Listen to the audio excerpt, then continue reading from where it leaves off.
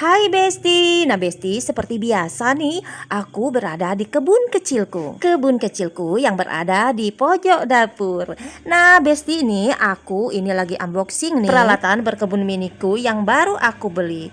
Nah ini Besti aku buka dulu ya Besti ya. Ini adalah pot trisomai yang digunakan untuk menyemai bibit sebelum kita tanam. Berkebun mini ini sebenarnya gampang ya Besti ya. Kita bisa saja menggunakan peralatan yang ada atau yang sederhana. Contoh misalkan ada baskom bekas, ember bekas, botol plastik air minum bekas. Nah itu bisa kita pergunakan sebagai alat untuk berkebun.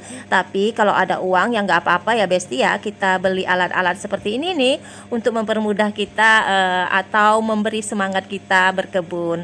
Nah ini aku sudah buka nih Besti ya. Ini adalah pot trisomai yang digunakan untuk menyemai bibit sebelum kita tanam di media wadah atau tanah nih Besti ya.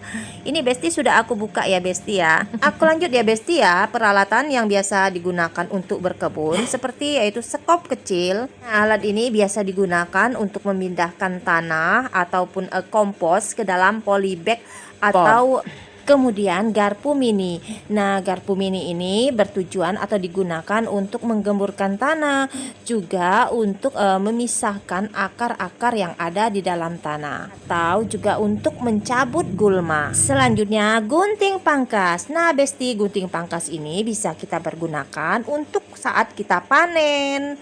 Kemudian bisa juga untuk memangkas daun-daun kering atau batang-batang yang sudah tua atau kering. Lanjut Besti ya, kemudian alat semprot atau sprayer yang digunakan untuk menyiram tanaman. Nah sprayer atau alat semprot ini kan lubangnya itu bisa kita atur ya Besti ya. Ini sangat berguna sekali kita menyiram bibit tanaman kita yang masih muda atau masih kecil, supaya tanaman kita tidak rusak akarnya atau batangnya. Kemudian selanjutnya gembor penyiram. Nah ini dia Besti ya.